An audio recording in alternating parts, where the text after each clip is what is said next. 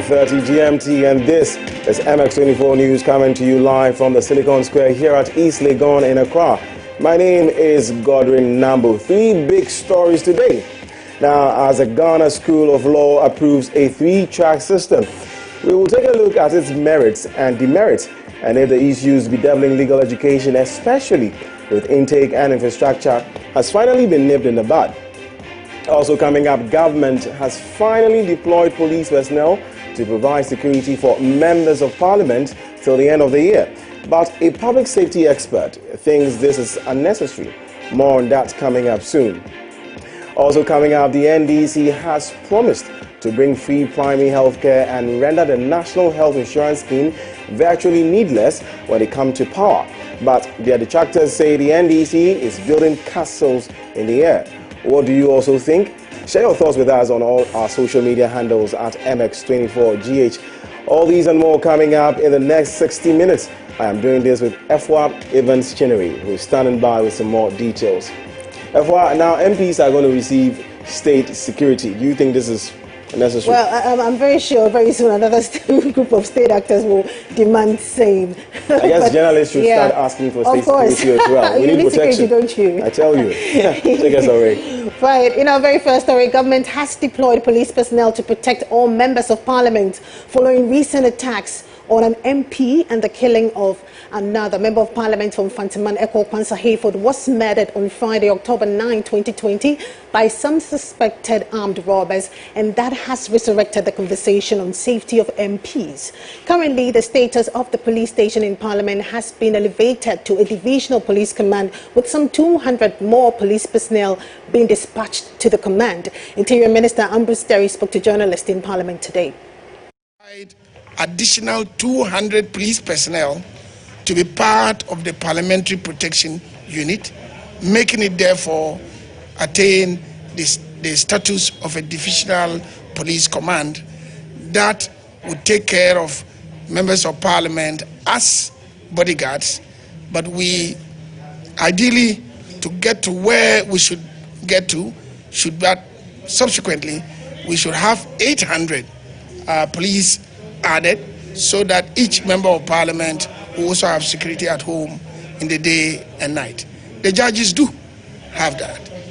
Ministers do have that. Indeed, leadership of parliament, the speaker, deputy speakers, and leadership has that. So thanks to the retooling, we've got adequate police personnel to deal with the 200. But we have to move it further, because you do know that just like the judges are exposed because they take decisions that affect people adversely, the MPs are even worse, because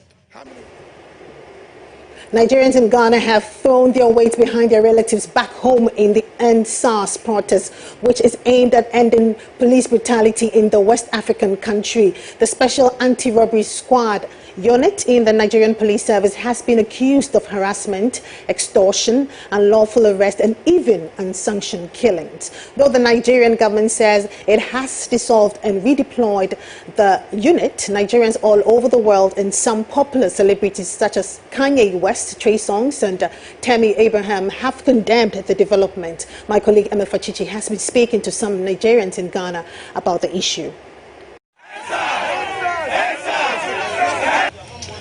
I want government to look after the SARS, because the SARS, they are killing the innocent ones.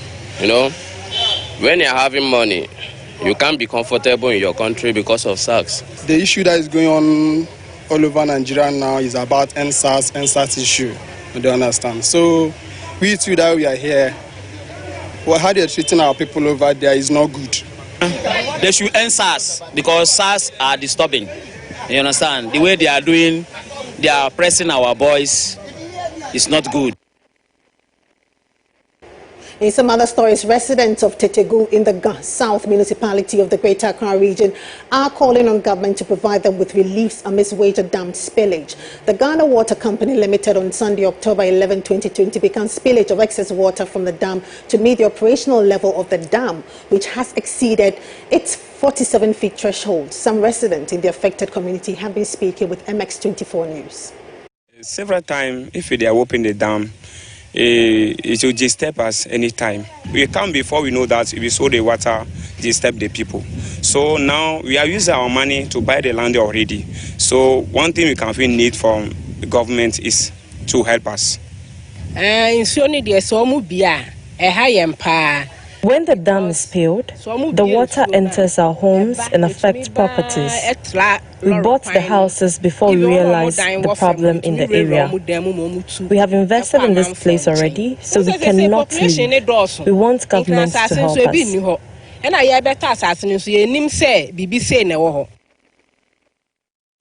In our final story, Works and Housing Minister Samuel Atachia has said the Akufo-Addo-led government cannot solve Ghana's recurring flooding situation in 4 years. According to the minister, major challenges such as funding and unchecked waste disposal into drainage system are making it difficult to tackle the menace. He spoke with MX24 News earlier today. We'll be able to solve Ghana's flooding problems in a day. So Ghana's flooding problems started in Coma days. Bear that in mind.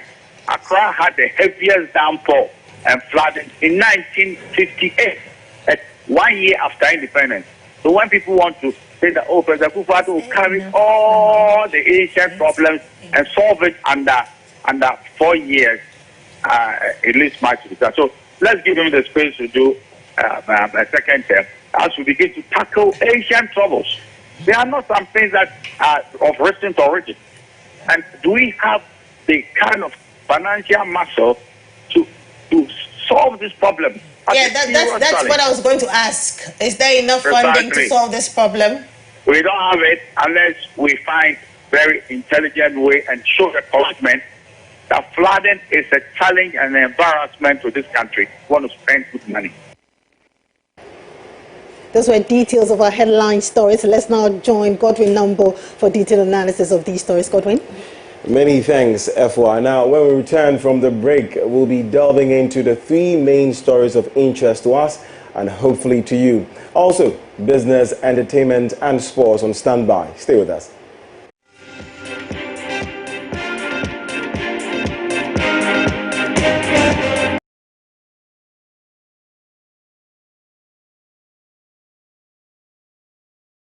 Shop online, get free swipes, and enjoy greater security with a card that turns banking on its head. That's Africanacity. That's ABSA.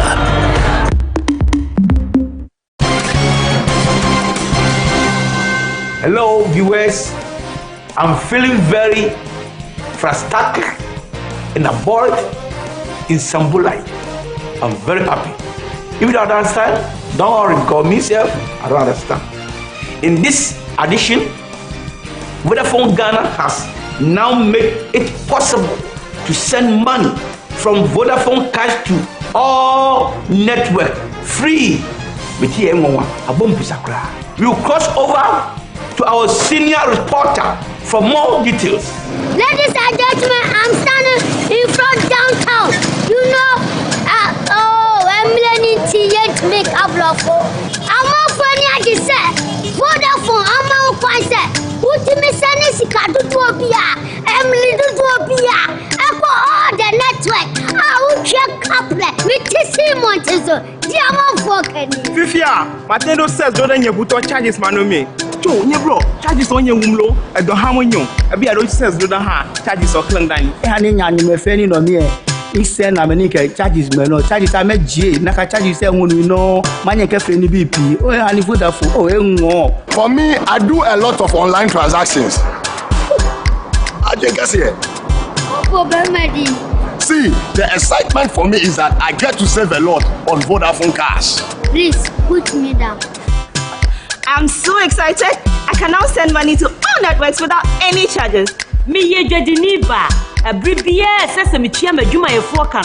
Sika mi chiasa charges no. Adoso dodo. Nanso say dear. Me da Vodafone cash ase. Sending money on Vodafone Cash to all networks is now free. Send any amount of money as many times as you like to all networks for free. Dial *110# now to send money. Anyone for Masumo.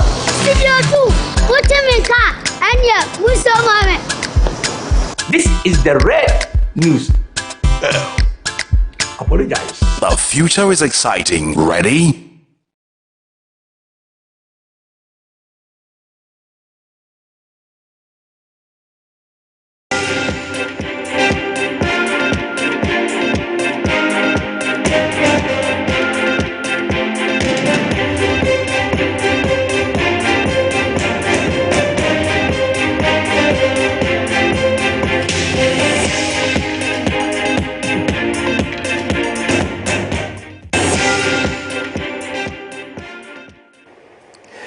And welcome back to MX24 News, coming to you live from the Silicon Square here in East Legon, Accra. My name is Godwin Nambo. Let's go straight into our substantive topics tonight. Now, every year, thousands of students apply for admission into the Ghana School of Law with the hope of being called to the bar one day. And as the case is in all academic institutions, some pass and some fail. But when it comes to entrance into the Ghana School of Law, there has been allegations of that large number of failures is a deliberate strategy by some stakeholders who do not want a large group of Ghanaians joining their ranks. For instance, out of 1,820 students that applied last year for postgraduate law, only 128 passed. This year has, however, resulted in protests led by different stakeholders calling for a major overhaul of legal education. The case this year is, however, different. Over 50% of candidates pass the entrance exams. I beg your pardon. However, due to infrastructural constraints and COVID-19 related issues, the acting director of the Ghana School of Law, Professor Maxwell Opoku-Agyeman, has announced the introduction of a 3-track system. How is this new system going to tackle the current challenges? We'll be speaking to various stakeholders on this matter. But first, before I speak with Efwa, we have the School of Law President, SRC President on the line, Mr. Philemon La. I call him Mr. Philemon Zanyanya La. Hey, brother, good evening. Hi, good evening, Godwin. And how's it going for you? Very well, my brother. How is it going for you too? Very well. Thank you very much.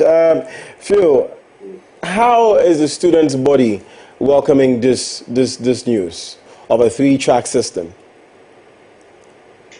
First of all, the SRC is happy about the fact that 1045 students are joining us this year. It is welcoming news because this has been backed by various campaigns, demonstrations, and if you like, negotiations with all the stakeholders over the years. So it's welcoming news to know that this year 1045 students are getting the opportunity to study the law. And this is again the backdrop that our country needs a lot of lawyers. That is a fact that cannot be emphasized. We have stated that the police service alone, the Attorney General's office alone is in critical need of lawyers. Going to the regions, there are very few lawyers. Upper East has very few prosecutors. So the extent that we have policemen prosecuting on behalf of the state. So it's welcoming news to hear that 1045 people have been given the opportunity to study. Yes, we are thankful about the decision to have a 3-track system. The 3-track system would allow for students to utilize the current space we have within the Ghana School of Law over a 6-day period and achieve the same level of, if you like, utility and satisfaction, the breadth of services that they would get in the Ghana School of Law.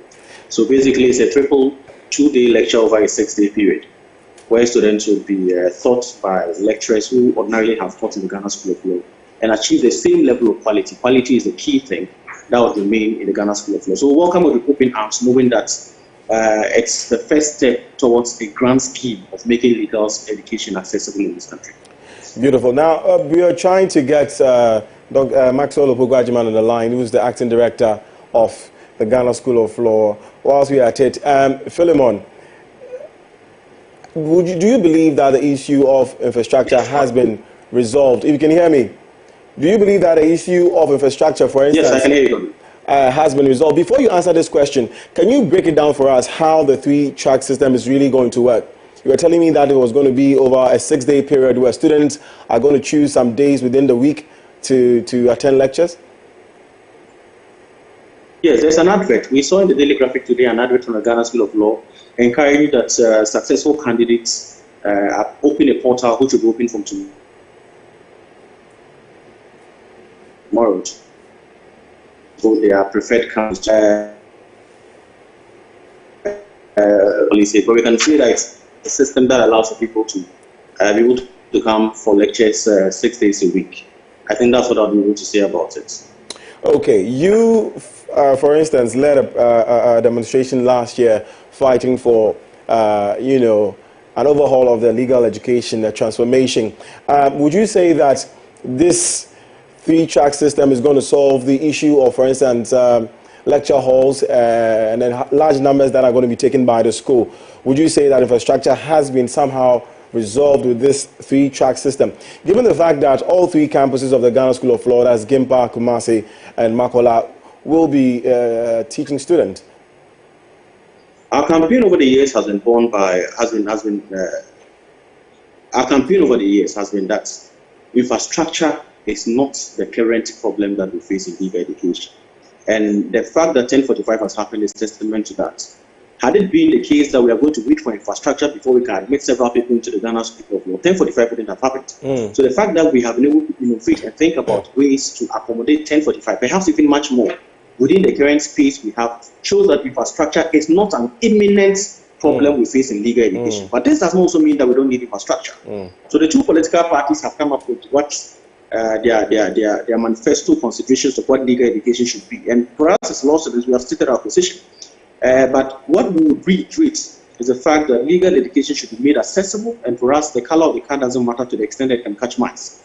So if within the current 3 campuses of Ghana School of Law are able to accommodate efficiently and then ensure standards, it is something we welcome with very wide and open arms. I know I'm going to milk you as much as possible as I have you on the line. I also understand that in times past, for students to resit their papers, they have to pay an amount of approximately 3,000 Ghana cedis.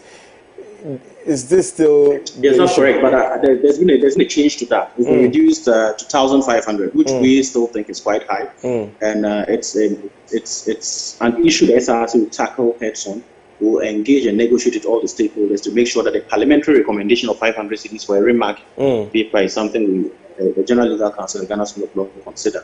We think that 1,500 still remains quite high. And we see that against the backdrop that there have been several instances where people who have been affected by, if you like, this injustice have gone for remarking and they've been vindicated. So it shows you that the people who have not been able to pay that amount and then go for remarking perhaps would have passed, but because of a certain error, they would have to perhaps repeat an entire year. So it's an issue we shall negotiate and discuss with all the relevant stakeholders to make sure this goes down. We still stick by the point that the parliamentary recommended average of 500 cedis is what the Ghana School of Law should stick to, and we shall negotiate on that. Awesome. Phil, please stay on the line. I have Gideon Tete, who has just passed the entrance exams, on the line, on Zoom, joining us as well. Or he's joining us rather on phone, I beg your pardon, not on Zoom. Hello, Gideon. Yes, how are you, Godwin? Fine, thank you, Gideon, and thank you for joining us on MX24 News. Your SRC president, Ghana School of Law SRC president, is also on the line. But before I ask you to say something to him, how are you feeling concerning this? Congratulations, first of all, I must say, congratulations. And how are you feeling about this, your new admission? Thank you very much. Let me say good evening to your viewers. Well, I'm actually happy that finally the new management of the Ghana School of Law has decided to bring change. And this is something that we all joined as part of the National Association of Law Students to ask for some change. And clearly the new management saw that, well, what all the things that we're asking for were really, really cogent enough for them to bring that change to us. So for me, I'm very happy and I'm optimistic that if this is how it's going to be, then very soon most students, most LLB holders or students would have the chance to be called to the bar. And so for us, so far so good. We are also happy, and we think that there's more to be done. This is the first thing that they have done. There's more to be done, and we think that if they actually listen to the interest of students, then Ghana School of Law will be a better place to be. Before you even start school, you seem to have high expectations already, and you're calling for. But what is your general expectation of the School of Law? Well, my general expectation of the Ghana School of Law is the fact that they should bring more infrastructure. For now, I am only impressed about the fact that at least they are going to have the triple track. Triple track means that, well, according to the director of the school, he said that we will choose from first batch will be Monday, Tuesday, second will be Wednesday, Thursday, and the third will be Friday, Saturday. So for now, the challenge that I am thinking there has to be expedited is the fact that there should be enough infrastructure so that we will not continue doing the triple track. Also, as the SRC president said, fees for remarking and all that should also be reduced so that at least everybody can afford, because already the school fees is no small money. And so if students are being made to pay that money, it doesn't mean that students are not steady. Students will study, but there will be chances where one will not pass a paper or so, and it will call for a remarking. I don't mean that I'll be part of those who call for remarking anyway, but not all the fingers are the same. So I'm also thinking of the fact that at least they can also reduce that amount from 3,000 to 500 so that everybody can have the chance to pay. And so for now, I think that we will just say kudos to the new management. If indeed some people have done good, you need to commend them. Okay. And for the fact that they have taken 1,045, it only means that there are good things to come. And we only hope that they don't change their mind next year and that they will rather maintain this number or increase it. We are only hoping that this will not just be an idea wonder. That will just make sure that at least next year they might increase it or still maintain the number. And I'm sure that very soon we will all be happy as students of the law. We're trying to get Dr. Maxwell Opoku-Agyeman on the line to talk about that with us. But whilst we are at it, lastly, I'll ask you, Philemon, on Zoom, do you think that this 3-track system should be maintained, and how long do you think it should be for? Well, to the extent that we still have people with LLBs who want to study the law, I think it's important that we're able to consider what the future of legal education should be. And I think that the matter should be tackled from the faculties. What exactly is the position of this country on legal education? We should have a systemic plan. Should we have the case where several faculties will keep coming up and churning out thousands of law students, LLB holders who want to become lawyers? Can our economy contain that? So before we can even think about the sustainability of the 3-track system, we have to go down to the faculties. What are the measures that are ensuring that the faculties churn out quality? Those are conversations we must have. And there must be a concrete national plan to that effect.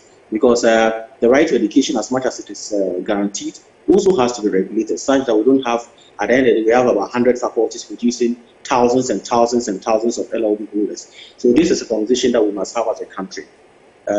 Checking it from that level will determine how sustainable 1045 will be tomorrow and tomorrow next. Lastly, I know you've been calling for this for a very long time. I'm thinking with the introduction of this 3-track system, hopefully yourself and your team may abandon these calls for the other institutions who teach law to, be it as it may, not award the law degrees by themselves and not leave that monopoly to the Ghana School of Law. Finally, what is your submission on that?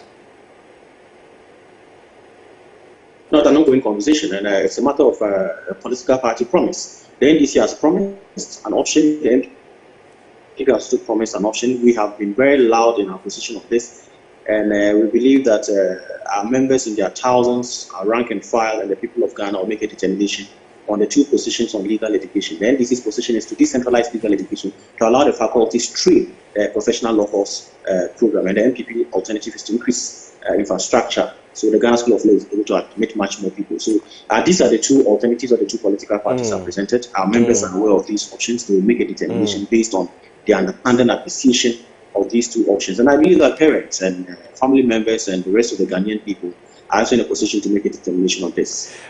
Philemon, we don't have enough time. We would like to engage you some more later on. Thank you for joining us, Philemon. And Gideon, thank you to you too. Thank you very much, Gordon. I've been speaking with Philemon Lau, who is the Ghana School of Law SRC President-elect, as well as Gideon Tete, who has just gained admission to the Ghana School of Law. In a bit, I'll be discussing this particular issue just a little bit with my colleague, Efwa Evans Chinnery. But the conversation about law, the three-track system that the Ghana School of Law has introduced is what is going on, and we are hoping that this will bring, there will be an end to all the calls to different challenges of the school. Moving on, finally, government has deployed some 200 police personnel to protect MPs in the country, following last Friday's murder of Infantiman MP Eko Kwanza Hayford. The deployment takes effect immediately and ends by the close of this year. Interior Minister Ambrose Derry tells members of the Parliamentary Press Corps that the police personnel will operate under the Parliamentary Protection Unit, which has been elevated to a divisional status. This is what he had to say.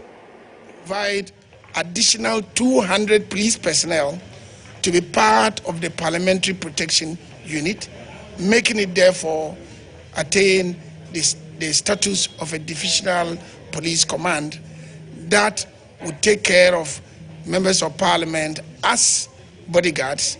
But we ideally, to get to where we should get to, subsequently we should have 800 police added, so that each member of parliament will also have security at home in the day and night. The judges do have that. Ministers do have that. Indeed, leaders of parliament, the speaker, deputy speakers, and leadership has that. So thanks to the retooling, we've got adequate police personnel to deal with the 200. But we have to move it further, because you do know that just like the judges are exposed because they take decisions that affect people adversely, the MPs are even worse. Because how many of you know the judges who sit on cases each day? But here, our sittings are telecast live. When a member of parliament gets up to speak, his name is printed or her name is printed, and then you do know that very serious decisions are taken here, which have ramifications for some people. And that was the Minister for the Interior, Ambrose Derry, speaking to members of the Parliamentary Press Corps on the new 200 police officers that have been deployed to members of Parliament to protect them in their homes and wherever they go. Now, I have Nanaya Kwada on the line, who is a public safety expert. He'll be speaking to us on this topic. Nana?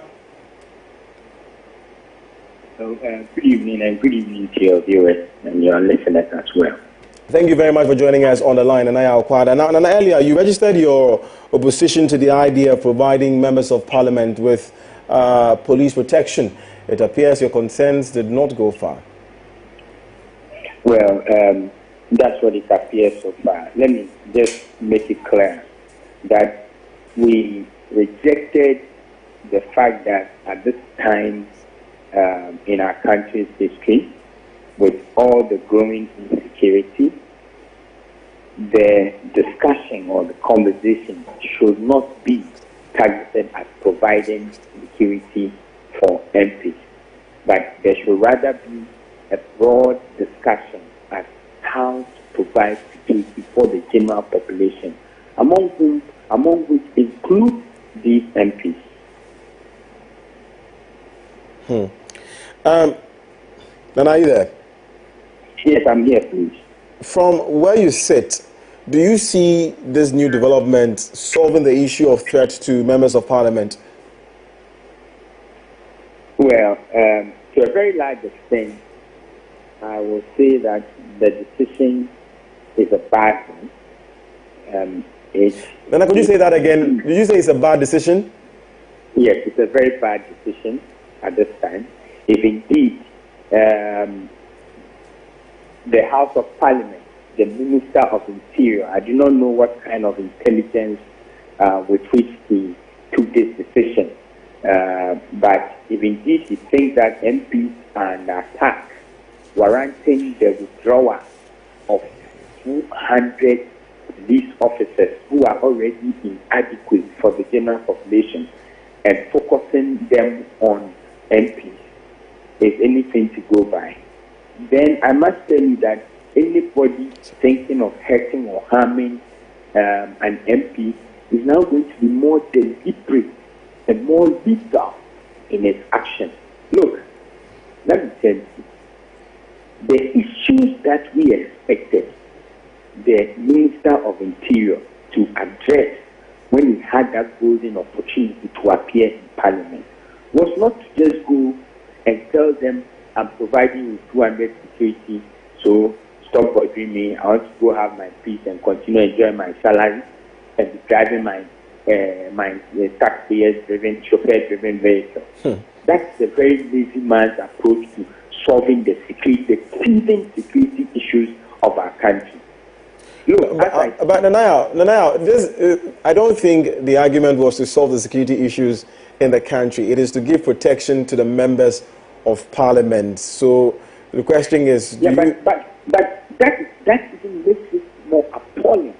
It makes it very offensive, and it is indecent that members of Parliament who are primarily the representatives of the people, when the people are under attack, all they could think about is themselves.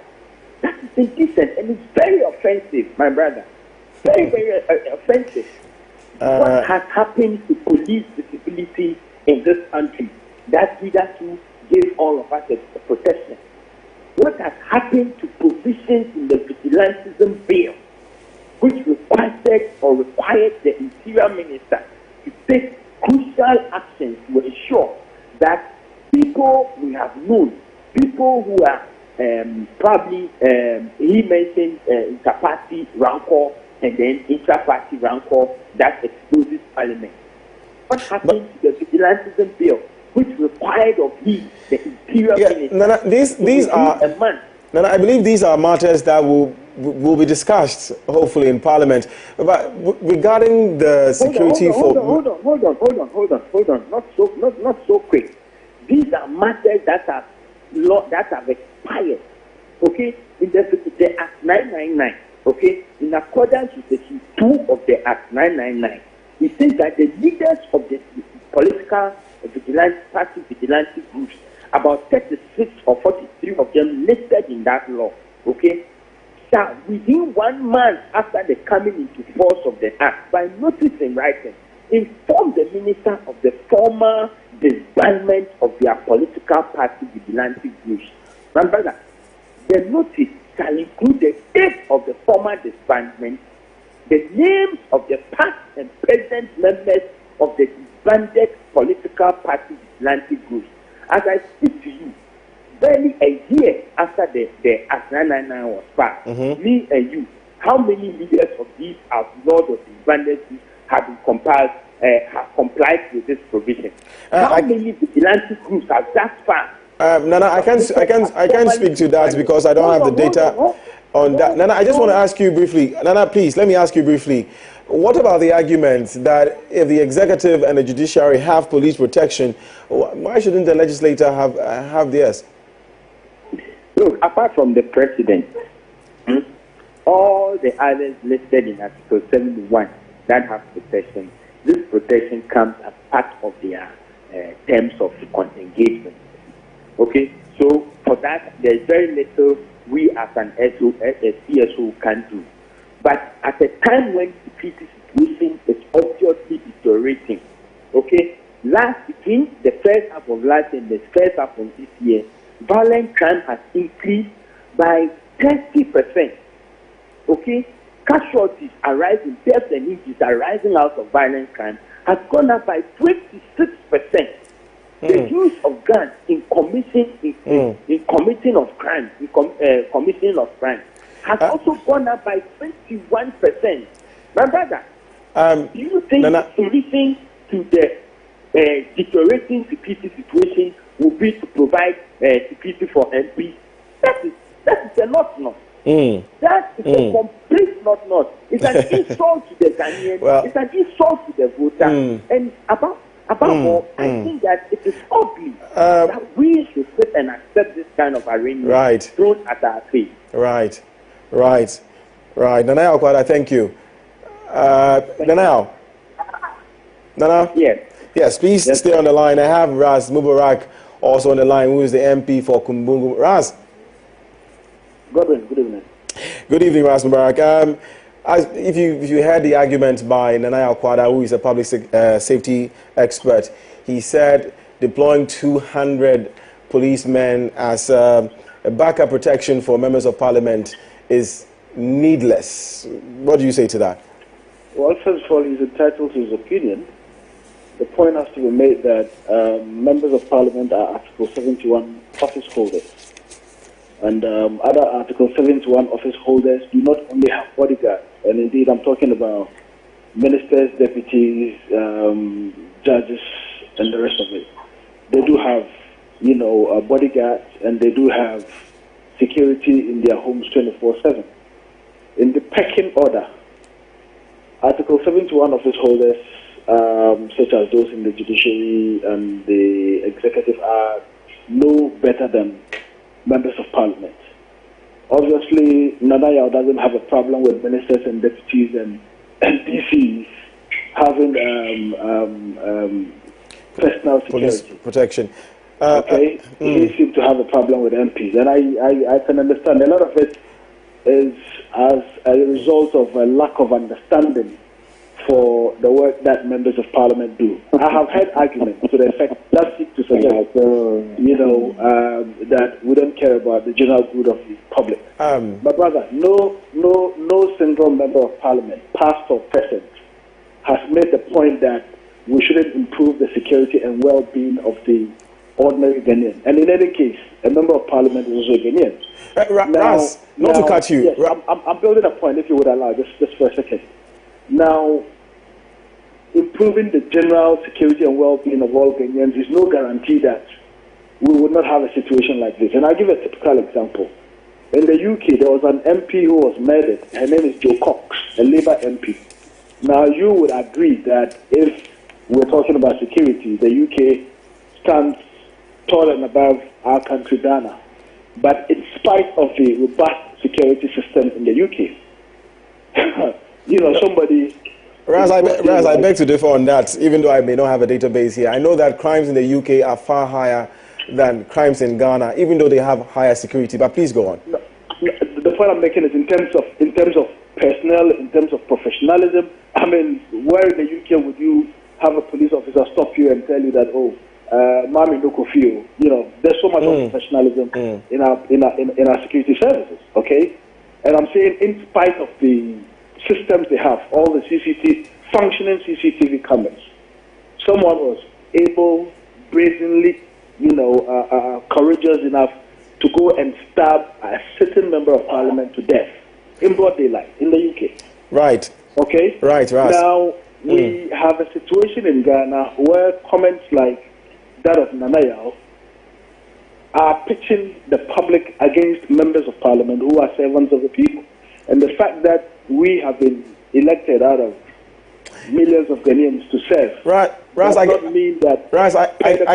the point. For the sake of our time, I get the point. I still have the Naya on the line. Now, Raz, before the sad murder of Echo, the legislature was not calling for extra protection. And now the legislature is calling for that.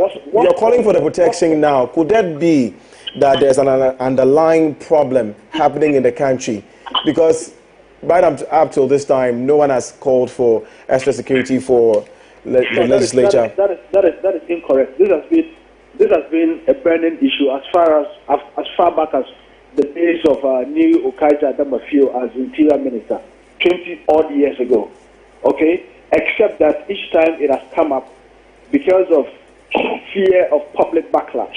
And indeed, I would say that this parliament has been very courageous in ensuring that this is done. You know, as a result of a fear of public backlash, we have yielded to not calling for what needs to be done for members of parliament who are equally entitled. Just like, read the constitution. People should read the constitutional provisions. All right. Okay. MPs are not. These are emoluments and entitlements to members of parliament, just as those in the executive. And you can't argue that it is okay for a DCE who, in the pecking order, is nowhere near a member of parliament. Should have police protection, and a member of parliament can't have it. Ras, for the sake of our time, we would like to beg you to forgive us at this point. We'll have to move on. Thank you so much for speaking with us. I was joined on the line by Ras Mubarak, who is the MP for Kumbungu, and Nanaya Okwada, who is a public safety expert. Moving on quickly, let's talk about some promised freebies. In the 2016 election, the free SHS promised by the NPP became a national chorus. Now, the opposition NDC is also promising free primary health care to all Ghanaians as we go into the 2020 elections. The NHIS was introduced by former President John Ejekum Kufuor in 2000 to mitigate the cost of health care on Ghanaians. The scheme has grown over the years, seeking to provide financial access to quality health care for Ghanaians. Currently, the scheme is catering for approximately only 40% of Ghana's population. Before we take a look at some infographics, I have Pius Esando, who is a member of the NDC communication team and is also a health expert. Pius, good evening, if you can hear me. And thank you for having me. Yeah. Thank you. We apologize for keeping you on the line for a while. Pius, first of all, I'd like to ask you, is this promise feasible at all? If so, can it survive for the 4 years that the party will be in power should it win the general election? Okay, let me first say a good evening to your listeners and viewers, and just indicate that you mentioned that it seems it's a freebie that's coming the way of Ghanaians, but I want to quickly indicate that this is a social intervention very well needed and a necessity at this time, and therefore I strongly agree with the decision of the NDC to go for the free primary health care. Certainly, this decision that has been well thought through, this one that has been run by health economists and other stakeholders, it's actually a demand by the people. You know, with the People's Manifesto, it really reflects the aspirations and hopes of the people. So as the team went around, talked to Ghanaians, this one crucial intervention that Ghanaians indicated that they would wish to see. And just on the premise of the argument that you started, the statistics clearly shows that we have just about 40% of Ghanaians who are enrolled with the NHIS. This is certainly unacceptable for a developing country, a country where we have a large population of our, a large portion of our population being in the poverty zone and not able to even afford the premium for the National Health Insurance Scheme. It is mandatory that we have this social intervention to cater for all. Health should be accessible to all and not a select few. Pius, sorry we're rushing you. Now, I think the 40% cover is because majority of Ghana's population is within the informal sector, and they do not pay for they don't pay a premium for NHIs. But moving on, how is the NDC planning to fund this? Okay, so like I indicated, this is primarily the key flagship intervention, and once it's introduced, it's going to be the largest social intervention in the history of Ghana across all the different republics that we've had, and therefore it's very much crucial as far as our plans for Ghana is concerned. We've not hidden from the fact that we've thought through the costing component of it. We've not hidden from the fact that we've totally evaluated the cost to the taxpayer and to the nation, and we've also provided suggestions on how we plan to fund this.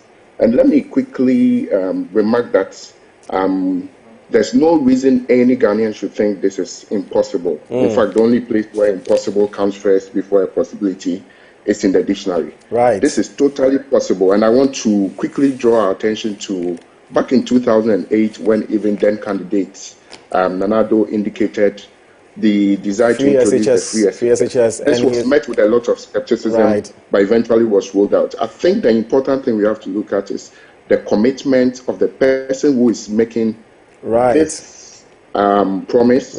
Look at his track record and therefore know that this will definitely come on. We've not shied away from the fact that we are looking at funding this using sources like oil proceeds that we have. And this being our flagship program, and with this kind of commitment by our party, we definitely will roll it out. Thank you very much, Pius. Pius, thank you very much for the sake of time. That was Pius Isando. He's a member of the NDC COVID-19 and communications team. Coming up in business, MTN withdraws suit against the National Communications Authority over significant market power declaration. Kwabena Meya is standing by with that shortly after the break.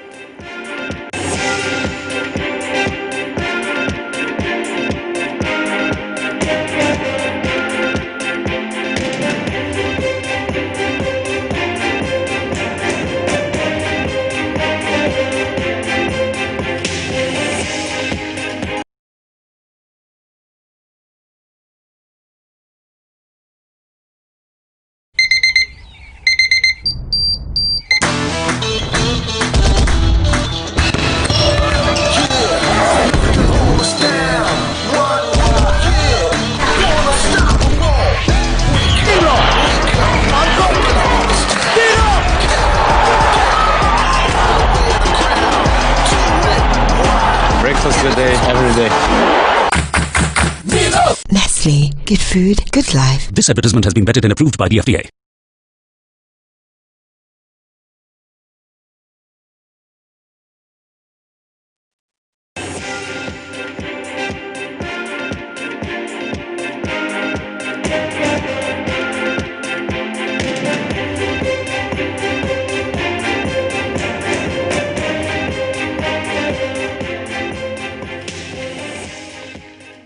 Welcome back to MX24 News Live. Nanaya Kwabena Meya is standing by with the latest in business. Tell us, boss. Yeah, you're still watching MX24 News. It's time for business. My name is Kwabena. I'm your now to our first story. President Akufo-Addo has assured public sector workers that he will resolve the issue of past credit for workers who are to retire from January this year.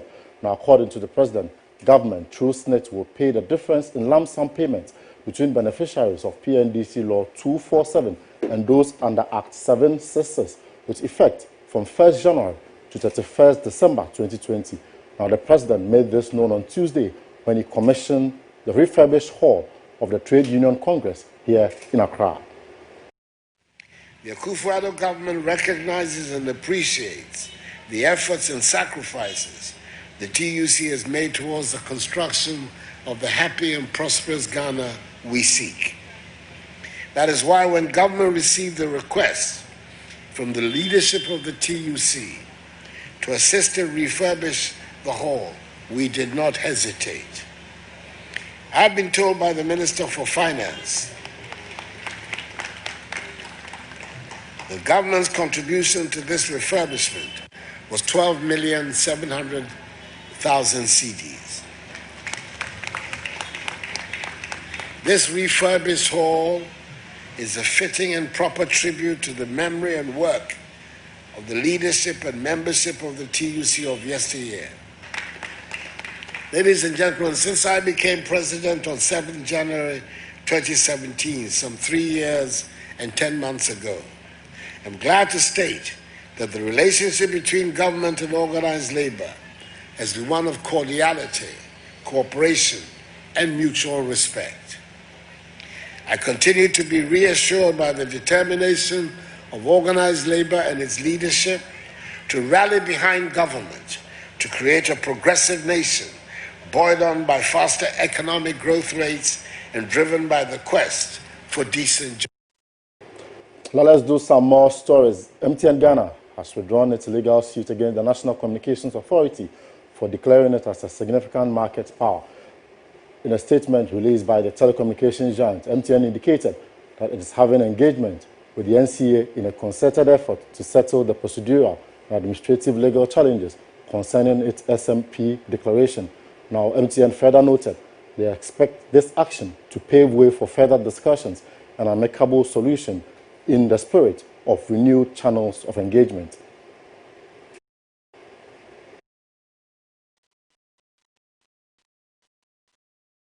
I think a sign that an understanding is being, MTN and the regulator are making a progress towards coming to a win-win understanding. So I think it's a laudable thing for MTN to have decided to withdraw the case from the court and then follow on the path of negotiation. This is the first time the regulator is having to crack the whip of a player being described as a significant market player. And so having MTN withdrawing the case and following the path of negotiation, one, it's not an admission that MTN does not have a case, but rather, when you go to court, results are normally. Well, that's Adomako Kusi Apia, the country director for Consumer Unity and Trust Society, speaking to my colleague Fred Adai-Kwartin, and that's it for business. My name is Kwabena Ameyao.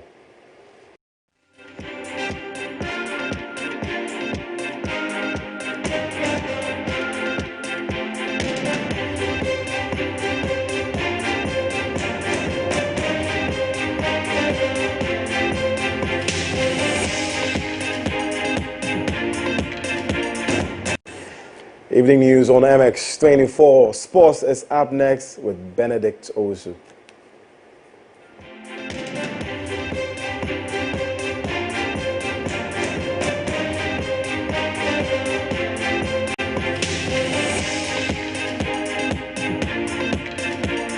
We start here from the low coast and from the camp of the Black Stars. Yesterday they played their last international friendly ahead of their Africa Cup of Nations qualifier doubleheader against Sudan next month. The game was against Qatar, and Ghana fortunately won by 5-1. Well, Tariq Fusu played a part in that game and actually opened scoring.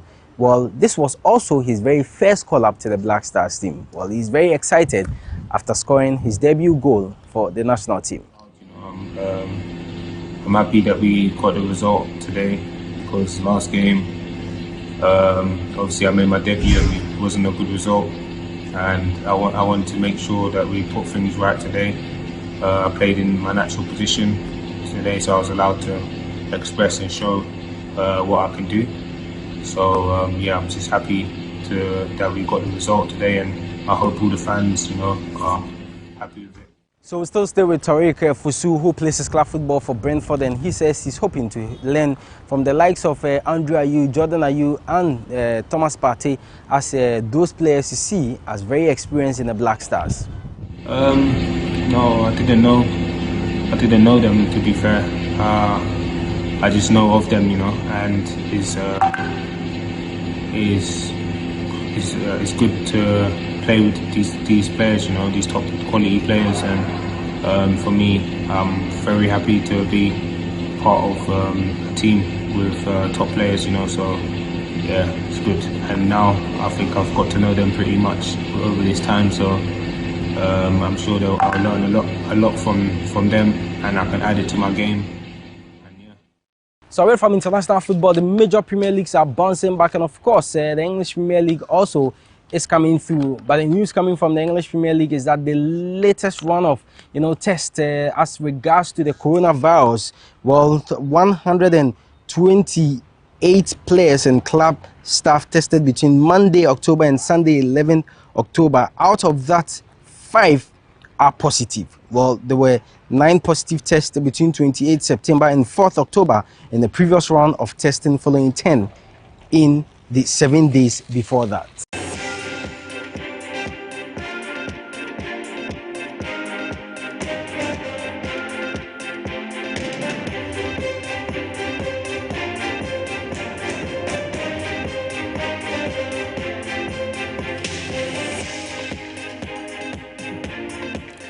Welcome back to MX24 News Live. Coming up is Showbiz, and MF Achichi is on standby with more. MF, I understand Kanye West has added his voice to the NSAS protest in Nigeria. Right. He's also been talking about other things. But first of all, let's start with Dennis Kobler, also known as Swallow.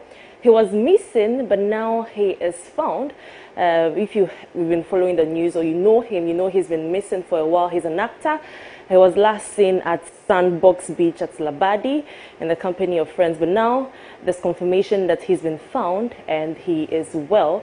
But he just wants some privacy and wants the public to give him a little space. That's basically it for Dennis Kobler, also known as Swallow. Well, let's move on now. Rapper Sarkodie has been winning a lot of things these days. Now he has bagged Artist of the Year award at the just ended Ghana Music Award USA ceremony. The Hitmaker was adjudged Hip Hop High Life Song and Artist of the Year and Best Collaboration of the Year.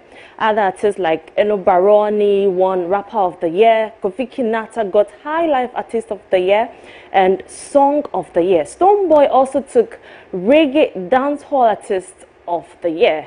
Congratulations to all these awardees, and thanks for winning. I keep making Ghana proud, obviously. Now let's talk about Kanye West. He's been doing a number of things. He's now launched his campaign message. It highlights what he plans to do if he wins 2020 election. In an Instagram post, he shared a video where he talks about how he intends to serve the country through prayer and faith in God. He further appealed to the electorates to vote for him. Let's now listen to Kanye West. What is America's destiny? What is best for our nation, our people? What is just, true justice? We have to think about all these things together as a people. To contemplate our future, to live up to our dream, we must have vision. We as a people will revive our nation's commitment to faith, to what our Constitution calls the free exercise of religion, including, of course, prayer. Through prayer, faith can be restored. We as a people are called to a greater purpose. You just heard Kanye West. He says it's through prayer. Well, we can't wait to see how the election goes in the U.S. and how far Kanye goes with his ambition. Now let's talk about breast cancer. You know, October is Breast Cancer Awareness Month, and the theme for this year is Grab Life by Boobs. But interestingly, today the world celebrates No Bra Day. It's an annual campaign focused on increasing awareness on breast cancer disease. So the idea is for women to go